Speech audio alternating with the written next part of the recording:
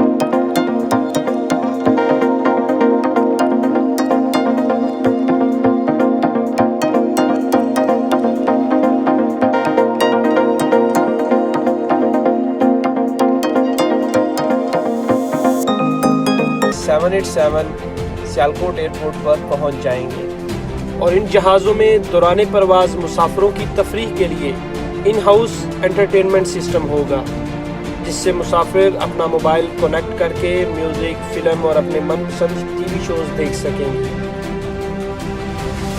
واضح رہے، ایئر سیال کا آپریشنل ہیڈ کوارٹر جناح انٹرنیشنل ایئرپورٹ کراچی میں ہے اور اسی ایئرپورٹ سے پورے ملک میں پروازوں کا سلسلہ شروع کیا جائے گا، لیکن ایئر سیال کی پہلی افتتاحی پرواز سیالکوٹ انٹرنیشنل ایئرپورٹ سے چلائی جائے گی، جس کی منزل جناح انٹرنیشنل ایئرپورٹ کراچی ہوگی۔